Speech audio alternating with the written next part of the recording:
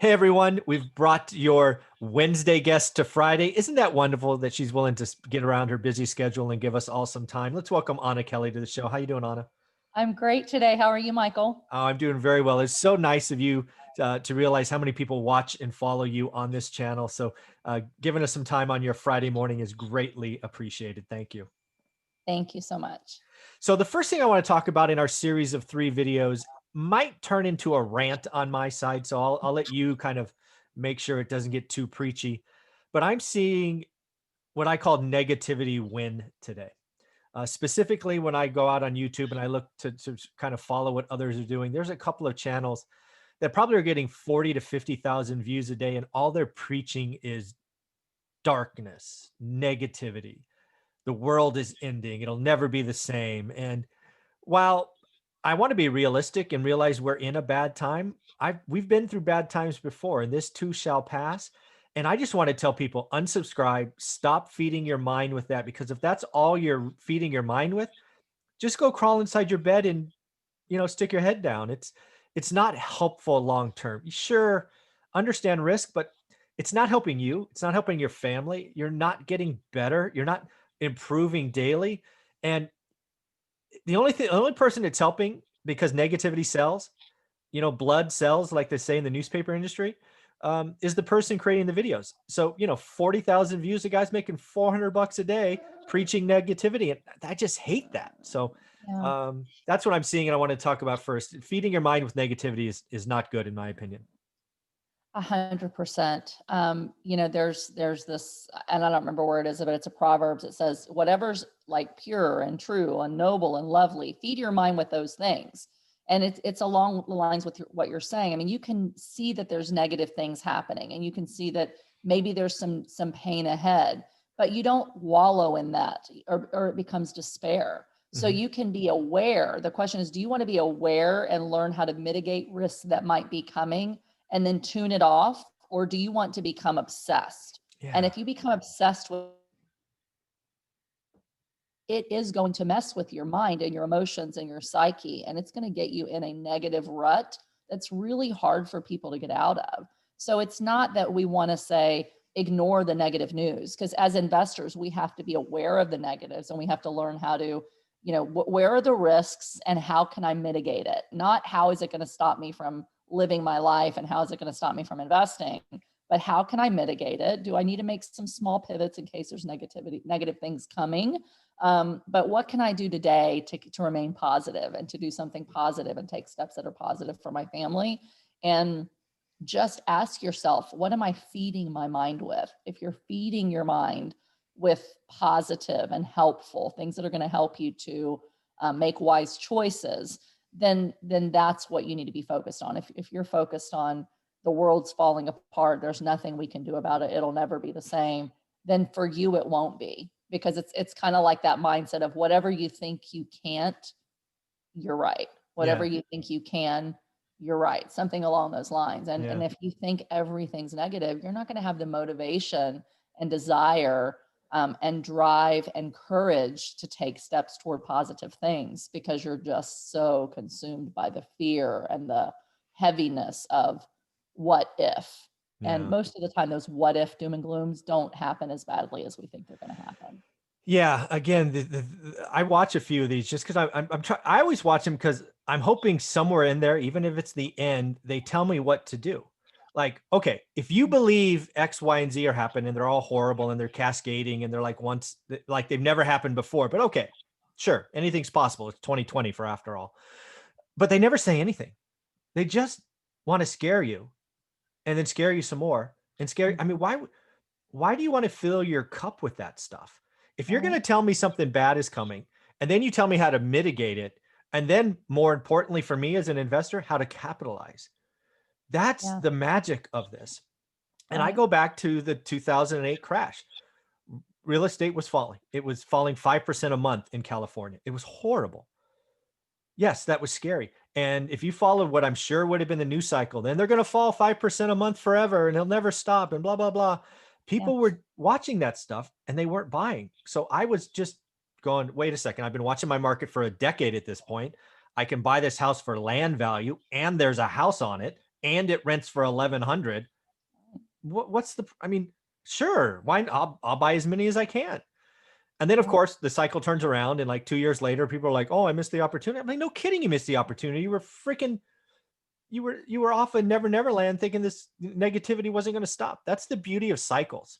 Whether it Yeah. was a And I dot don't, com crash or the Great Recession or this health crisis, I promise you, it will end. It will yeah, not destroy America. yeah.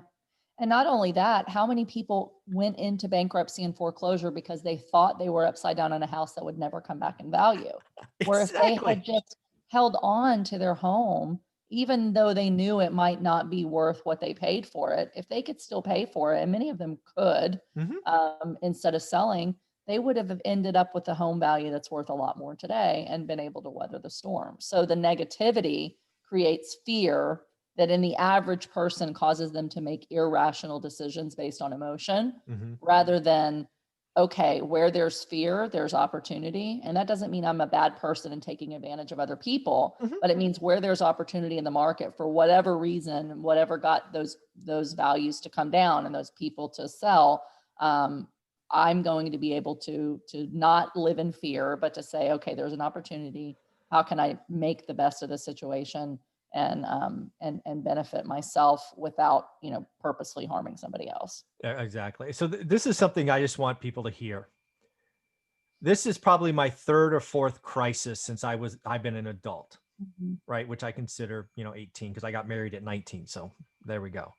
Um, I will likely experience 3 to 5 more bad cycles. Now, they're very rarely the same. They don't repeat, but they're all bad. They're all bad for their individual reasons. They all hurt different things. The dot-com crash hurt stocks. The Great Recession hurt single family. This crisis, I believe, is going to hurt commercial more than anything else. The next crisis, who knows what it hurts? I don't know. But understand it, appreciate it, see where you can take advantage of it. A, protect yourself first. Then look for the opportunities.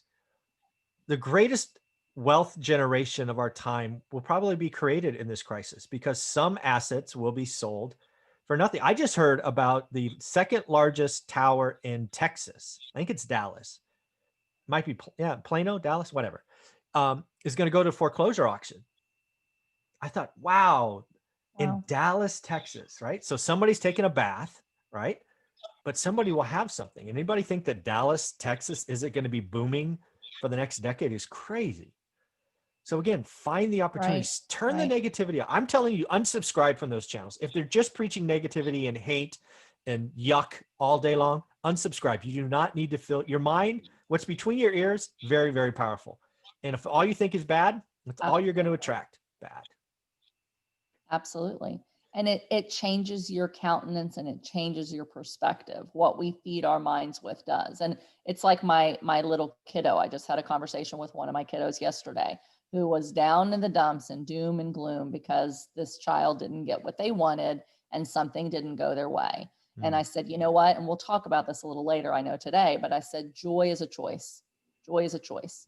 You can choose to, you know, get down in the dumps and put your little lips out and complain and mope because you didn't get one thing and one thing didn't go your way, and Yeah. you can be miserable all day long. If you want to be miserable, you're going to be miserable by yourself in your bedroom Yeah. because I don't want that to affect me. I don't want But that around. being Go over there. happy, yeah, I'm like, being happy is a choice. We have snow outside. You've wanted snow. You're not outside doing a snowman because you can't be on your electronics or whatever. Like, there's so many things for you to be happy about today. You have a pool table. You have a puppy to play with. You have a hot tub you can do.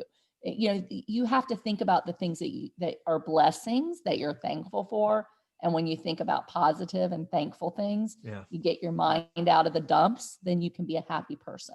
But if you're always going to wallow in everything of despair, things that don't get your way, you're going to become a miserable person. Yes. And it's your choice. Are you going to feed yourself with happy thoughts or feed yourself with negative thoughts? And I think it's the same lesson for us as adults today sometimes. Mhm. What are we going to feed our minds with, and how is that going to impact our emotions and our choices? And for many of us, unless you truly have depression or something that you need help with, counseling and medications, for the average person, a lot of our emotional stability and our ability to make good choices really comes down to what are we feeding our mind every single day. That's the most powerful statement right there. We each make individual choices every minute, every hour, every day to feed our mind with stuff, and you can choose to make it good or bad.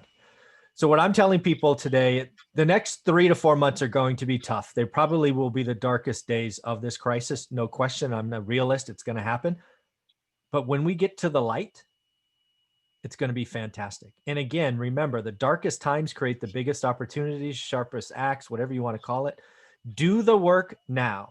Get ready for the opportunities in 2021. And to do that, I'm telling you, unsubscribe from all those negative channels. You just don't need it. Right. Just don't need it. So thank you for letting me rant a little bit. It's something I'm passionate about. I hate people just filling the cup with toxic, negative stuff. Yes. Thank you.